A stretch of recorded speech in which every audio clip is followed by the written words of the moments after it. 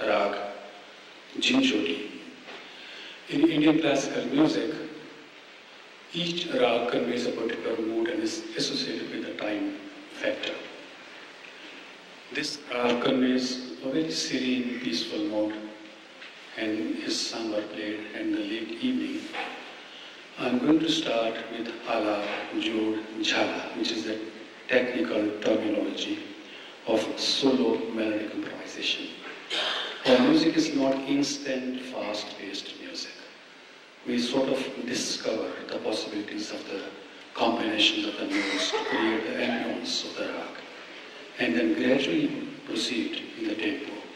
And this part is played without the accompaniment of the tabla, and is followed by compositions which are set to different rhythmic cycle, where tabla joins, and on the basis of those compositions, we further improvise in melodic instrument as well as on the tabla. That is the format we follow. So, Raag Jhinjhoti.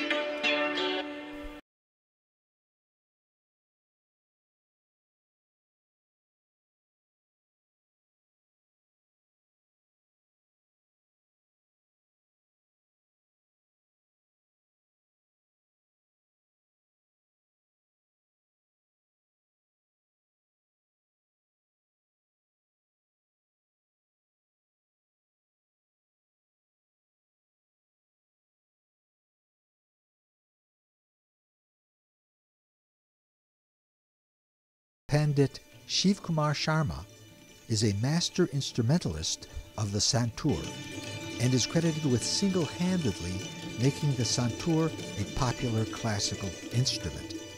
Nationally and internationally acclaimed, he has received Padma Vibhushan, the second highest award given to a citizen of India. He has been awarded platinum and gold discs for his music on CD and in films.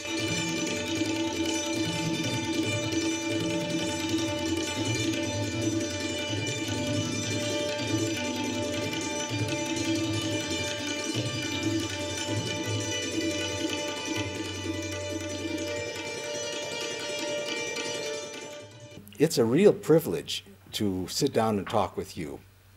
Pandit Shivkumar Sharma, a world-renowned Santoor player. Am I pronouncing it correct? Santoor? You are absolutely correct. Okay. Called Pandit. You've achieved the highest level in your country and worldwide. Marvelous. I'm so happy to meet you here at Prashanti. It's my privilege. I understand at the 60th birthday you played a concert for Swami, and in his introduction to you he said that anyone listening will be elevated to a higher level.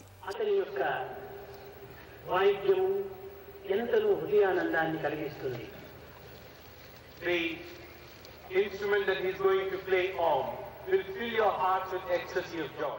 Is there a connection between spirituality and music? Right from 5,000 years ago, we go back to in time, Vedic hymns were chanted in melody. And those were the times when music was not a means of entertainment in India.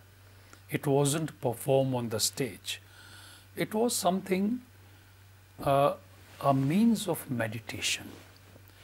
Saints and sages would use the sound, whether it is the chanting of Om or musical sounds, to go inward. So music has a connection right from the beginning in our culture, that music and meditation, music and spirituality, they go hand in hand. I would say they are the two sides of the same coin. So for some reason sound has extraordinary eminence in the field of the senses. Do you feel that there are certain sounds that activate certain levels of consciousness? Definitely. In Indian classical music, there's a very interesting concept of the timings of the ragas. There are certain melodies which will be performed before sunrise. There are others which will be performed after sunrise, then afternoon, evening, late evening. And the music helps one be in tune with that time of day? So, in the morning, when you see the sunrise, maybe it's more opportune time, appropriate time for meditation, for spiritual activity. Afternoon is for other activities. Evening is again for prayers. And maybe in the late evening, there are even romantic melodies. Mm-hmm. So a person goes through different kinds of emotions during 24 hours of day, and these melodies are appropriately tuned according to that atmosphere. Well, when do you remember that you as a child recognized this connection and that music had this kind of effect on you? My father was a very versatile musician. I was born in Jammu and Kashmir, the northern state of India, and he started teaching me music at the age of 5. And there is a tradition of teaching Indian classical music in India which is known as Guru Shishya Parampara, that master and disciple tradition. This is a very strict discipline one has to follow. You have to learn from the Guru, then there are fixed hours of practice you have to sit and practice. It so happened with me, I used to shut myself in a room. There was a photograph of Goddess Saraswati I would sit in front of her and I would forget the time. But it's 4 hours and 5 hours, I'm lost in that melody until my mother comes and knocks at the door that you haven't eaten. It's past lunchtime.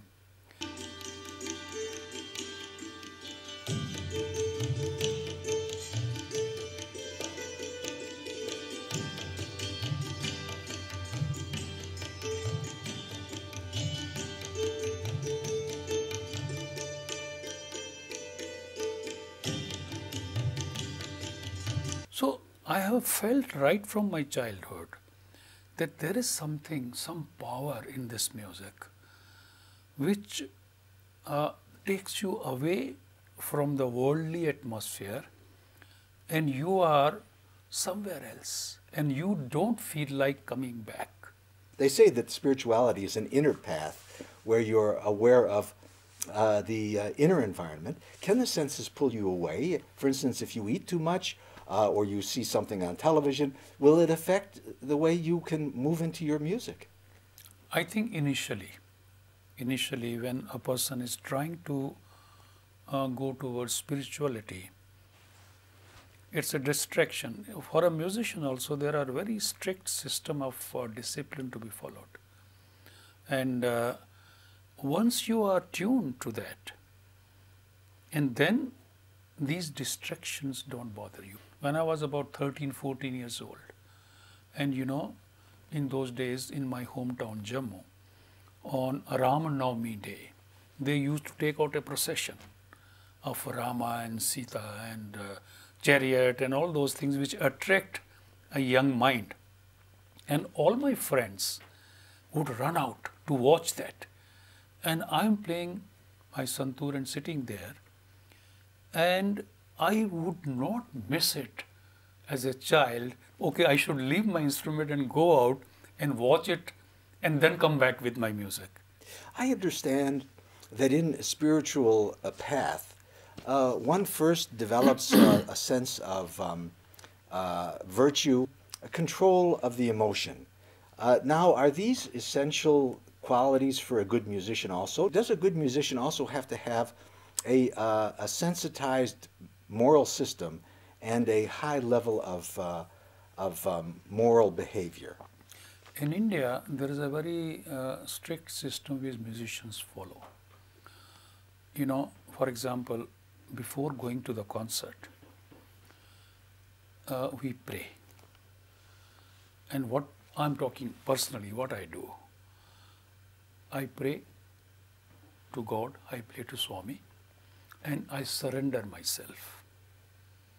That take care of me. I'm not going to perform. You have made me a medium. Through me, you are performing. Sometimes, you know, musicians who enjoy a drink. I know certain musicians, very famous musicians, but when they go for performance, they will not drink.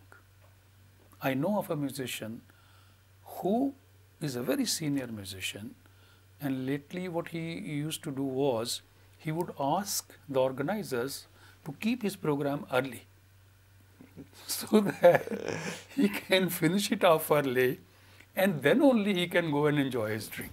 A musician would not drink or smoke, but even the audience. If audience, suppose we are playing in a place where audience is having dinner, or they are smoking or drinking, this is not done. Why? Because for us, music is not an entertainment. We are not entertainers. We are praying to God through our music. And when you enter in a temple, you don't eat sitting in a temple, you don't smoke, you don't drink. Do you think you're in a heightened state of awareness as you enter and greet an audience, know that you're entering into this prayer? I would say we try. We keep on trying that. And it doesn't happen every day. We are human beings. But sometimes I have experienced. And sometimes what happens when I'm playing, in the initial stages, I'm aware, okay, I have to play for 2 hours. there's an audience sitting in front of me, and I should give my best. I'm aware whether my sound system is working okay or not, my accompanist instruments are tuned or not. Once everything is okay, and then something as if you are on some, you are flying a plane and you put it on auto system. It goes on itself. And then after a while, sometimes I have experienced that I am not there. When I finish my performance, first of all, I don't feel like finishing it. But once I finish it, I am not there. Physically, I am sitting there. But I am in some different world. I don't feel like talking to anybody.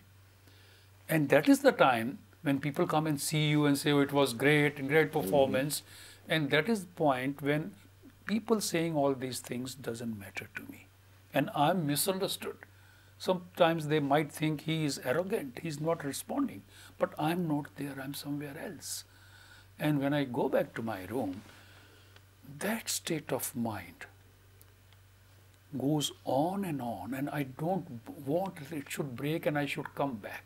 But it doesn't happen every day, sometimes. Well, we're lucky if it happens to And us. I cannot express those things in words. I cannot put it in words. Do you think this is the bliss state, which in Indian tradition, Vedanta, it is above the mind, that there is a place when the mind drops and one is in ecstasy with some kind of reverie and connection with the deity, that one goes into bliss state? A couple of incidents I have seen. Once I was playing in Barcelona and in Spain.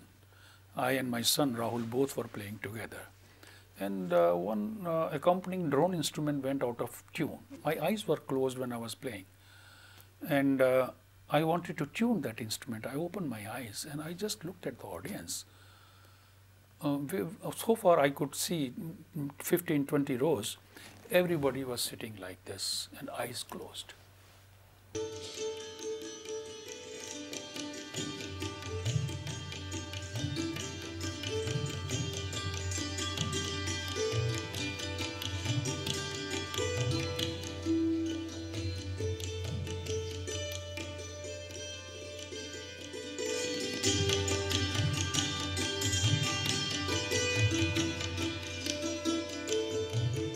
So this was the effect of music. That's what I say.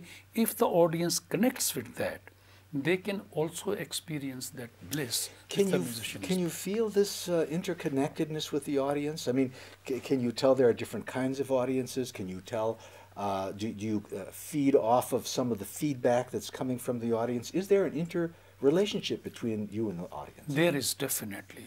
You play some phrase and you open your eyes and you looked at somebody, the way you smile or the kind of expression I see on the face of a listener, that connects. That I can immediately know what I was trying to say. This guy is connected with that. Well, can you feel the level of bliss, let's say, in an audience without looking? Definitely. We immediately come to know. We immediately come to know how the audience is reacting, in which state of mind they are. People can affect other people in many ways. When people were around Ramana Maharshi, they described that just being in his presence changed their level. Do you think music has this capacity and plays a role in the world community to calm it down, to give it some insight, to give it some sense that there's something higher to reach for? I have experienced it myself. First of all, it's always said music is a universal language. And we can communicate through music. We may not speak each other's language, but melody and rhythm is same. What is your understanding and your observation of this trend among young people, young music, where bands can be playing hard rock, they can be screeching and screaming, they can be drinking and all kinds of drugs, and the youth can be hysterical and wild? What's your take on that? What do you think is going on? I was touring in Poland about 30 years ago, and there was a Japanese jazz group. They were sharing the stage with me. First they used to perform, and there are different kinds of jazz, and this pianist after a while would literally start banging his piano, and the drummer would break his sticks, 2-3 pairs, tear off his shirt while performing. It was really very, very aggressive kind of music. And after they finished, I used to perform, and they would come, all of them, and sit and watch my program.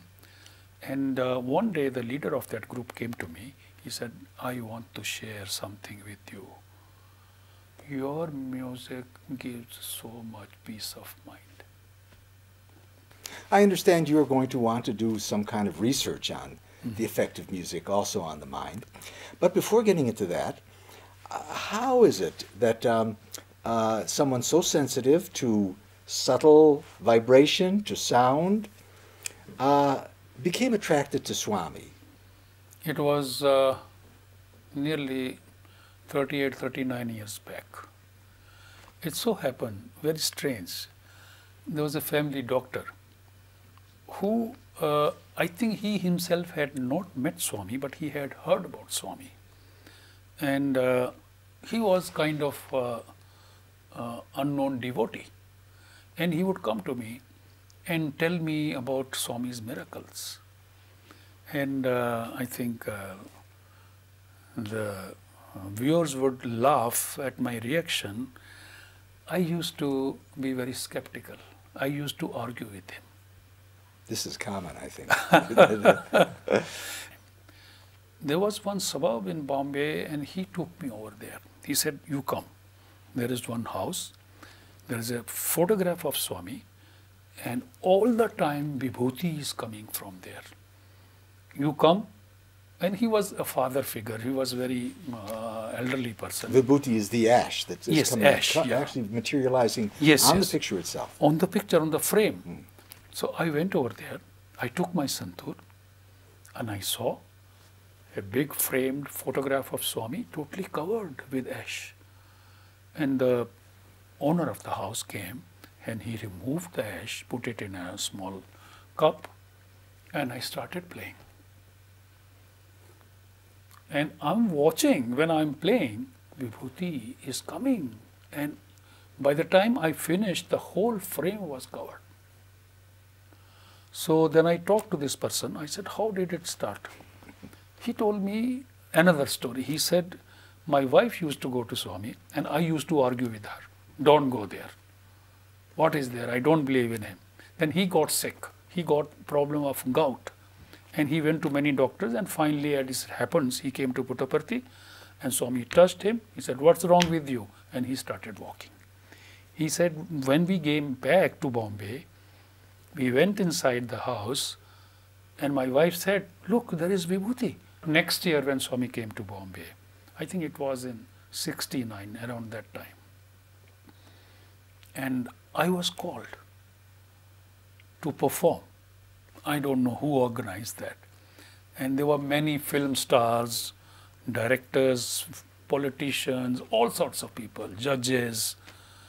And I played, other people performed, then I was sitting quietly. When Swami was free, Swami said, I like your music. I want to talk to you. I said, Swami, you come tomorrow. Before I could say, because next day I was busy, Swami immediately said, no, tomorrow you are not free. You come day after tomorrow. So day after tomorrow, he said, bring your wife with you. We were with Swami for 15, 20 days, 20 minutes. And he told me he knew everything about me. Everything about my life. And then he said, what do you want? I said, Swami, I just need your blessings. My wife said, no, Swami, give him something. And Swami waved his hand, materialized a ring, and put in my finger. He said, size is okay? I said, Swami, perfect. Then he said one sentence which I can never forget. He said, from today, my home is your heart and your home is here.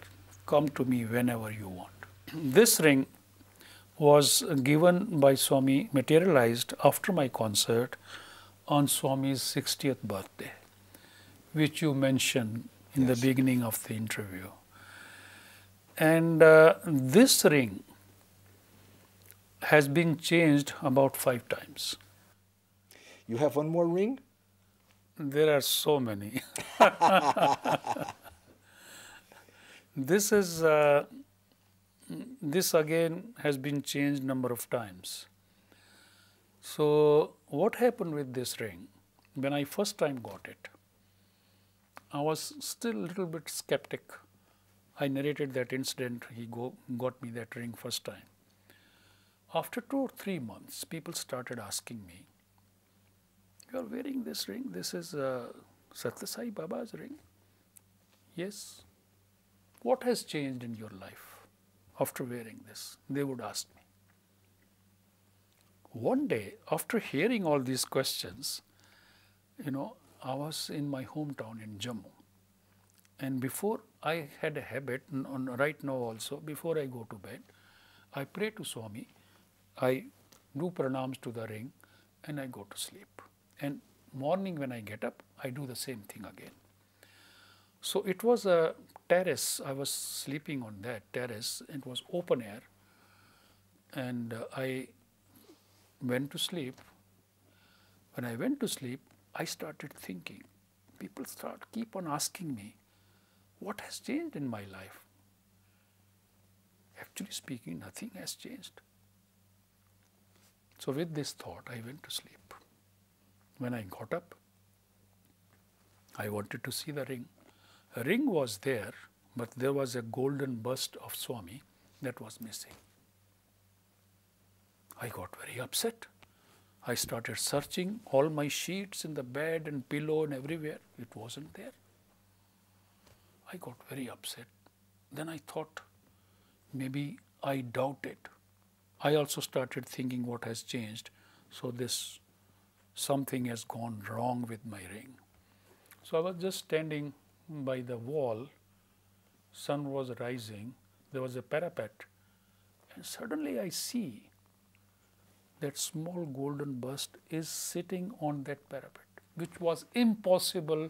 I'm sleeping to get out of that place and go there. With great difficulty, I called some small boy and retrieved it.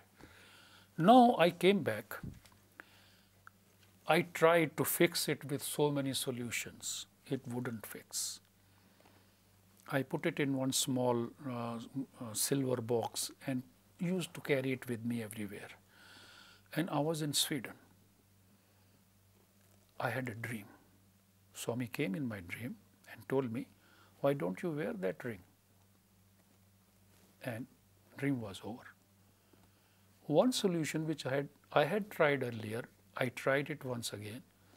It was fixed. I came back to India.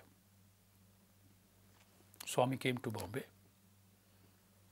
And I got a message that Swami wants you to come.